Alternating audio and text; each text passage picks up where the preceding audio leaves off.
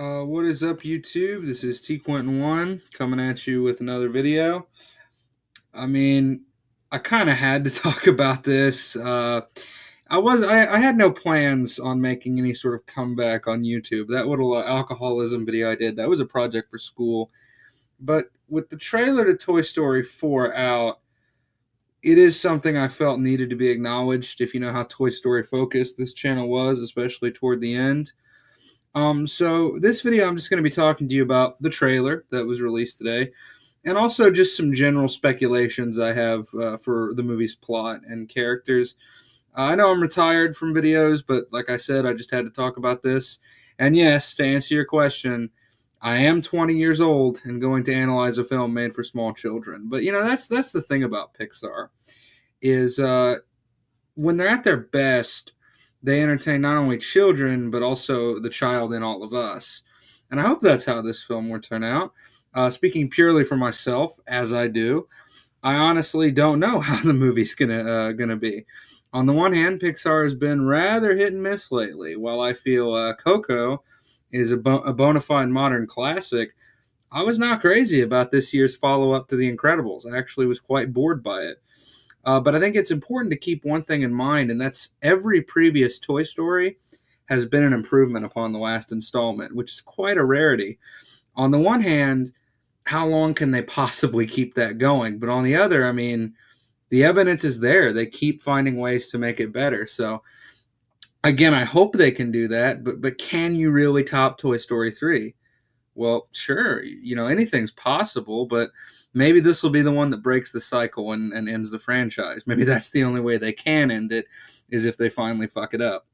But I wanted to talk about, it's funny, this trailer simultaneously gave us nothing, but still more than I was expecting, in that it gives us, at least the description of the trailer gives us a general plot. This film has been described as a road trip movie, which kind of falls into the category of, did we do that before? All the previous Toy Story movies have been about visiting a different location, but they weren't all road trip films. I don't think any of them really went full into that storyline. But as cliche as it is, I mean, some of my favorite films are road trip movies. It's one of the oldest kinds of stories. The Odyssey was a road trip story. So I don't think there's anything wrong with that. In fact, that actually makes me kind of excited. On top of that, this trailer raised a lot of questions that I didn't think it would raise. Firstly, why are they playing the music from Hereditary? That's just more a thing that I noticed. But really, the question I had was the character of Forky, who's introduced, who is a spork with pipe cleaners for arms, and that, like, how do you define toy in these movies? Are all sporks sentient and alive, or I don't know? Maybe they'll explain that in the film, or maybe there'll be an ongoing joke that it isn't going to be explained. Clearly the plot has changed at least a bit from what initially was pitched. Because I remember when this was first announced, it had a completely different creative team. It had different writers and a different director. John Lasseter was going to be the director. He stepped down, and the writers left. And apparently, 3/4 of their script was rewritten. But that means some of it is still intact. And one thing I'm wondering if it's going to make it into the film is the original plot was going to be about finding Annie Potts' character, Bo Peep, from the first two movies. I'm wondering if she's just going to be something they come across during the road trip. I don't know where they're going, but then I want to talk about how the actors have described this film, because I have called Toy Story 3 really a masterpiece in terms of children's animation, because it's one of the few films that I cannot get through without tearing up.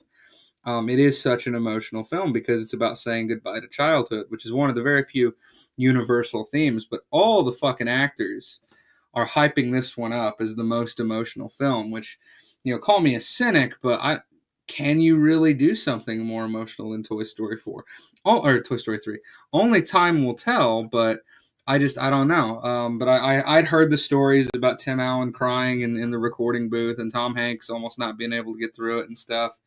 So that does make me interested in, like, how do you get sadder than saying goodbye to childhood, short of focusing the film on death, which I mean, I guess they could do, but I doubt they will. This is a Disney Pixar joint we're talking about here. Also, I did want to speak on just one more thing. Is this where it ends? Just like, because the last film was very clearly a conclusion. And I feel like you can only wring so much out of this. You know, is the reason they waited 9 years is because this is like the final ending?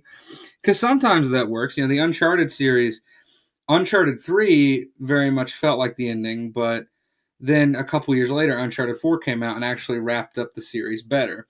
The only difference is I can't think of a better conclusion than Toy Story 3. So maybe that's why I'm not paid millions to fucking write screenplays. But I just wanted to give just some general thoughts on this movie. I might make a series of videos on it. I'm definitely going to review it when it comes out, regardless of me being retired or how busy I am. But this is a franchise that means a lot to me. So guess that's it. T Quentin 1 signing out.